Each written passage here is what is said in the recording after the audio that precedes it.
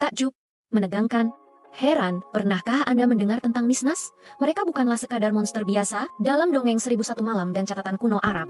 Nisnas digambarkan sebagai makhluk yang begitu ganjil hingga sulit dibayangkan. Bayangkan sesosok makhluk dengan separuh kepala, separuh badan, satu tangan, dan satu kaki yang melompat-lompat dengan gesit. Beberapa teks lain bahkan menggambarkan mereka memiliki ekor seperti domba atau mampu berbicara dalam bahasa Arab.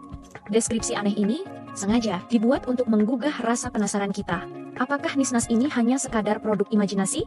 Atau ada sesuatu yang lebih dalam di baliknya? Kehadiran mereka dalam teks-teks klasik bukanlah tanpa alasan, memicu pertanyaan besar yang belum terjawab hingga kini. Namun, bagaimana jika Nisnas bukanlah sekadar dongeng? Sejumlah pemikir modern mencoba mencari penjelasan logis dan mengaitkannya dengan catatan fosil. Mereka berteori bahwa Nisnas mungkin adalah memori kolektif manusia kuno tentang pertemuan mereka dengan spesies hominid lain. Mungkin saja mereka adalah sisa-sisa Homo erectus atau spesies purba lain yang hidup berdampingan dengan Homo sapiens ribuan tahun lalu. Penampilan fisik mereka yang berbeda, kemampuan bertahan hidup yang unik, dan cara bergerak yang aneh bisa jadi ditafsirkan oleh nenek moyang kita sebagai makhluk setengah manusia. Teori ini mengubah Nisnas dari makhluk mitologis menjadi subjek paleoantropologi yang menarik, sebuah gema dari masa lalu evolusi kita. Sebenarnya, di Indonesia sendiri ada mitos seperti orang pendek di Sumatera yang juga digambarkan sebagai hominid misterius, menunjukkan tema serupa lintas budaya. Disinilah perdebatan menjadi semakin rumit dan filosofis, memasuki ranah teologi.